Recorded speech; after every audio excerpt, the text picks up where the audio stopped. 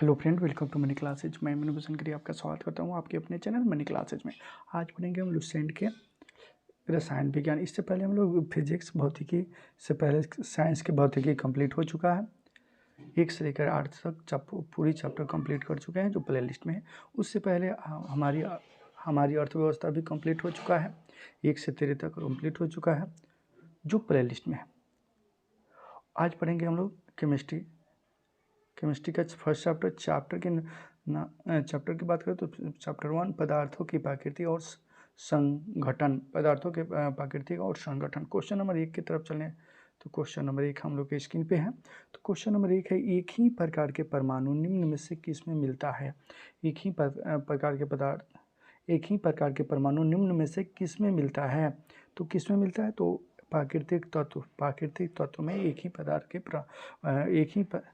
प्रकार के परमाणु मिलता है। क्वेश्चन नंबर 2 में है, दो या दो से अधिक तत्वों को मात्रा के विचार से एक निश्चित अनुपात में संयोग करने से बना पदार्थ कहलाता है। संयोग करने से बना पदार्थ कहलाता है, क्या कहलाता है? यौगिक कहलाता है। क्वेश्चन नंबर 2 में है, दो या दो से अधिक शुद्ध पदार्थ किसी भी अनुपात में मिला देने से बनता है। कि शुद्ध पदार्थ किसी भी अनुपात में मिला देने से बनता है, क्या बनता है? तो मिश्रण बनता है, मिश्रण। क्वेश्चन नंबर 4 की तरफ चलें तो क्वेश्चन नंबर 4 में कह रहा है, ऐसे तत्व जिसमें धातु और अधातु दोनों गुण पाए जाते हैं कहलाते हैं। ऐसे तत्व जिसमें धातु और धातु दोनों गुण पाए जाते हैं कहलाते हैं उपधातु। क्वेश्चन 5, निम्नलिखित में कौन धातु होते हुए भी विद्युत का कुचालक है? निम्नलिखित में से कौन धातु होते हुए भी विद्युत का कुचालक है? तो लेड धातु होते हुए भी विद्युत का कुचालक है। क्वेश्चन नंबर 6 में कह रहा है कि निम्नलिखित में से किस अधातु में धातुई चमक पाई जाती है? निम्नलिखित में से किस अधातु में धातुई चमक पाई जाती है? तो ग्रेफाइट और आयोडीन दोनों में, इसलिए इसका सही आंसर होगा उपयुक्त दोनों। क्वेश्चन नंबर 7 में, निम्नलिखित में से कौन एक उपधातु है? क्या है? एक उपधातु है, तो यह अमोनियम। निम्नलिखित में से कौन एक उपधातु है?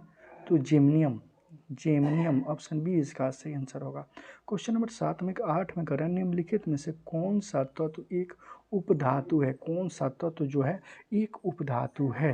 निम्नलिखित में से कौन सा तत्व एक उपधातु है? तो सिलिकॉन एक उपधातु है।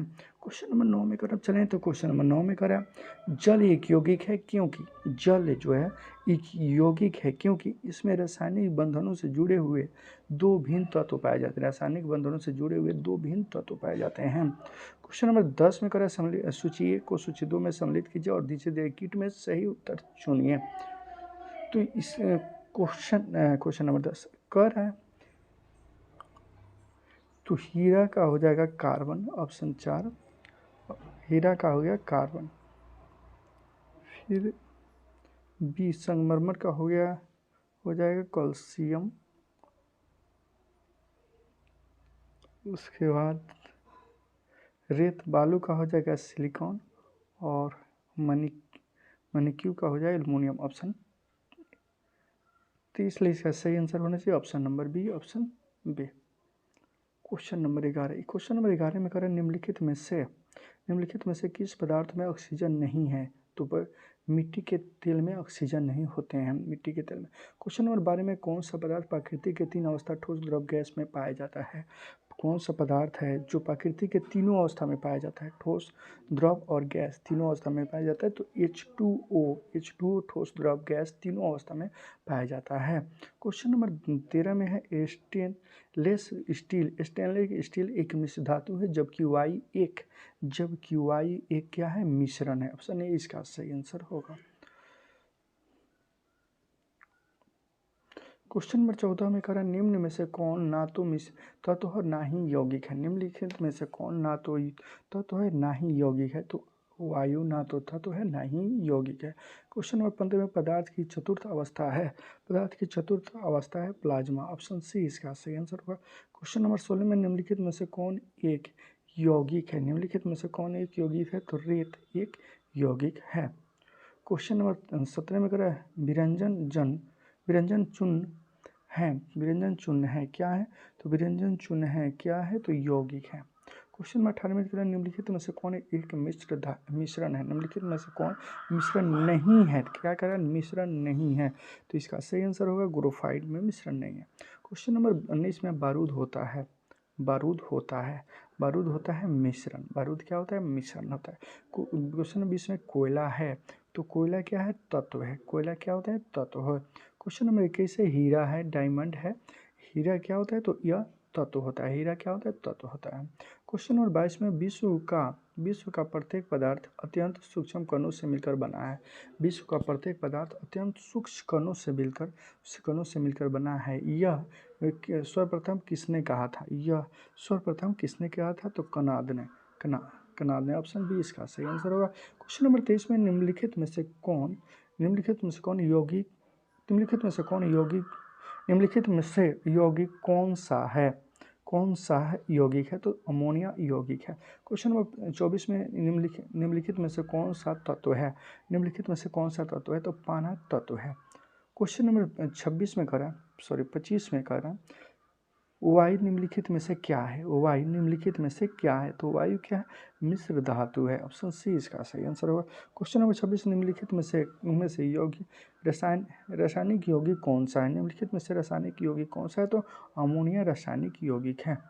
क्वेश्चन नंबर 27 करें निम्नलिखित में से मिश्रण है, निम्नलिखित में से मिश्रण है, कौन मिश्रण है, तो ऑप्शन बी इस्पात मिश्रण है, क्या है, इस्पात मिश्रण है। क्वेश्चन नंबर 28 में शुद्ध पदार्थ कौन सा है, शुद्ध पदार्थ कौन सा है, तो ऑप्शन सी इसका सही आंसर होगा, सोडियम जो है शुद्ध पदार्थ है। क्वेश्चन नंबर 29 में तरफ चलें तो क्वेश्चन नंबर 29 से निम्नलिखित में से कौन सा पदार्थ एक मिश्रण नहीं है, कौन सा पदार्थ जो है जो मिश्रण नहीं है, तो टीन है जो मिश्रण नहीं है। क्वेश्चन नंबर 30 में निम्नलिखित में से कौन यौगिक है, कौन यौगिक है, तो अमोनिया एक यौगिक है, क्या है, अमोनिया एक यौगिक है। केमिस्ट्री आपका लेसन 1 कंप्लीट हो गया। दूसरा चैप्टर है वह चैप्टर 2 परमाणु संरचना,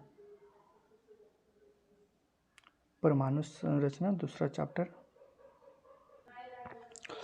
तो चैप्टर 2 का क्वेश्चन नंबर 1 की तरफ चलें तो क्वेश्चन नंबर 1 में है परमाणु अभाज्य है, निम्नलिखित में से किससे प्रस्तावित है, प्रस्तावित है, है क्या जी, प्रोत्साहित किया जाता है, सॉरी प्रोत्साहित किया जाता है, किया था। तो क्वेश्चन नंबर 1 का सही आंसर होगा ऑप्शन नंबर ए, एक ऑप्शन, क्वेश्चन नंबर 1 का सही आंसर होगा option number A, Dalton. Question number 2 के में करा पदार्थ के प्रमाणिक सिद्धांत, सॉरी पदार्थ के प्रमाणिक सिद्धांत सर्वप्रथम किसने प्रोत्साहित किया था, प्रोत्साहित किया था, तो इसका सही आंसर होगा option number B, option number B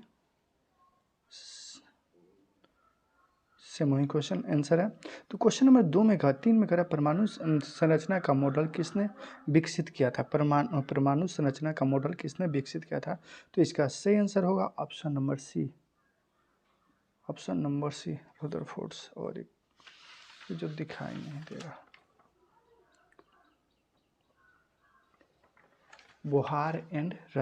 बोहार तथा रदरफोर्ड्स। क्वेश्चन नंबर 4 में है परमाणु नाभिकीय किसने खोजा था, परमाणु नाभिकीय किसने किया था, खोजा था, तो रदरफोर्ड्स। क्वेश्चन नंबर 5 की तरफ चलें तो क्वेश्चन नंबर 5 जो आपकी स्क्रीन पे है, क्वेश्चन नंबर 5 में करें परमाणुओं के नाभिकीय आकार होता है, परमाणुओं के नाभिकीय आकार होता है तो कितना होता है, परमाणु के नाभिकीय आकार 10⁻⁻15 एम होता है। क्वेश्चन नंबर 16 में 6 में करा किन किन कणों के प्रकीर्णन से नाभिकीय आकार का आकलन किया जा सकता है, नाभिकीय आकार का आकलन किया जा सकता है, तो अल्फा कण से नाभिकीय आकार का आकलन किया जा सकता है। क्वेश्चन नंबर 7 में करा स्वर्ण पत्र से किसने प्रकीर्णन का अध्ययन करके रदरफोर्ड ने नाभिकीय की खोज की, रदरफोर्ड ने नाभिकीय की खोज की, तो अल्फा, ऑप्शन ए इसका सही आंसर होगा। क्वेश्चन नंबर 8 में है रदरफोर्ड के अल्फा कोनों का प्रयोग ने सर्वप्रथम दिखाया कि परमाणु होता है, क्या होता है, तो नाभिकीय होता है। ऑप्शन क्वेश्चन नंबर 9 की तरफ चलें तो क्वेश्चन नंबर 9 में कह रहा है रदरफोर्ड के पतले स्वर्ण कण पर अल्फा कण प्रकीर्णन प्रयोग निम्नलिखित में से किसकी खोज से उत्तरदायी थे? किसकी खोज से उत्तरदायी है? तो ऑप्शन सी परमाणु नाभिकीय। क्वेश्चन नंबर 10 में करा रदरफोर्ड के प्रकीर्णन परीक्षण ने किसकी मौजूदगी में को सिद्धांत किया? किसकी मौजूदगी को सिद्धांत किया? तो ऑप्शन डी इसका सही आंसर होगा। क्वेश्चन नंबर 11 में करा किसी पतली कण स्वर्ण पन्नी से अल्फा किरण का प्रकीर्णन किसकी उपस्थिति का संकेत करता है? क्वेश्चन नंबर 11 का सही आंसर होगा ऑप्शन नंबर सी किसी परमाणु के केंद्र में घनावेशित नाभिक। क्वेश्चन नंबर 12 की तरफ चलें तो क्वेश्चन नंबर 12 में करें नाभिक की खोज के लिए रदरफोर्ड ने जब धातु के पहले पात्र पर अल्फा कणों के बाहर की तो अधिकांश अल्फा कण धातु की पतली के बिना विक्षेपित कर पार करके चले गए। ऑप्शन ए इसका सही आंसर होगा। क्वेश्चन नंबर 13 में कह रहा नाभिक के घनावेशित होने की खोज की थी तो रदरफोर्ड। क्वेश्चन नंबर 14 में करा एक परमाणु के तीन आधारभूत अवयव कौन है? तो ऑप्शन बी प्रोटॉन, न्यूट्रॉन और इलेक्ट्रॉन। क्वेश्चन नंबर 15 में करा परमाणु के नाभिक में कौन कण पाए होते? तो प्रोटॉन और इलेक्ट्रॉन। परमाणु के नाभिक में प्रोटॉन और इलेक्ट्रॉन कण होते हैं। परमाणुओं के नाभिक में निम्न कण होते हैं तो प्रोटॉन एवं इलेक्ट्रॉन। क्वेश्चन नंबर 16 की तरफ चलें तो क्वेश्चन नंबर 16 में कह रहा है परमाणु में कौन से मूल कण समान संख्या में स्थित होते हैं? तो ऑप्शन बी इसका सही होगा इलेक्ट्रॉन तथा प्रोटॉन। क्वेश्चन नंबर 19 में करें निम्नलिखित में कौन अस्थायी कण है? तो option C neutron. Question number 18 में करें निम्नलिखित में से कौन एक आवेश रहित कण है? तो न्यूट्रॉन। ऑप्शन सी इसका सही आंसर होगा। क्वेश्चन नंबर 19 की तरफ चलें तो क्वेश्चन नंबर 19 में करें निम्नलिखित में से कौन सा एक किसी तत्व के परमाणु क्रमांक को सबसे सही निर्धारित करता है? सबसे सही निर्धारित करता है। तो क्वेश्चन नंबर 19 का सही आंसर होगा ऑप्शन नंबर ए प्रोटॉन की संख्या। क्वेश्चन नंबर 20 में वर्ष 1857 में इलेक्ट्रॉन की खोज किसने की थी? तो इसका सही आंसर होगा option number A J Thomson. Question number 21 में है सबसे पहले इलेक्ट्रॉन का आवेश सफलतापूर्वक निर्धारित किसने किया था? तो क्वेश्चन नंबर 21 का सही आंसर होगा ऑप्शन नंबर बी मिनिकन। क्वेश्चन नंबर 22 में करें निम्नलिखित में से वह कौन कौन सा है जो ऋणात्मक रूप से आवेशित होता है? आवेशित होता है। ऑप्शन डी इसका सही आंसर होगा option number D electron. Question number 23 की तरफ चलें तो क्वेश्चन नंबर 23 में करा इलेक्ट्रॉन के तरंग प्रकृति की खोज सर्वप्रथम किसने किया था? इलेक्ट्रॉन तरंग की प्रकृति का खोज सर्वप्रथम किसने किया था? तो ऑप्शन बी इसका सही आंसर होगा। क्वेश्चन नंबर 24 में है क्वेश्चन नंबर 24 एक इलेक्ट्रॉन पर कितने आवेश होते हैं? एक इलेक्ट्रॉन पर कितने आवेश होते हैं? तो ये इसका सही आंसर होगा option number A. Question number 25 में करें निम्नलिखित किन कणों से कोणीय तरंग की प्रकृति पाई जाती है? तो ऑप्शन सी इसका सही इलेक्ट्रॉन। क्वेश्चन नंबर 26 में करें किसी परमाणु में परिकीर्णन कर रहे किसी इलेक्ट्रॉन की कुल ऊर्जा है? ऑप्शन डी सादा घनात्मक होती है। क्या होती है? सादा घनात्मक होती है।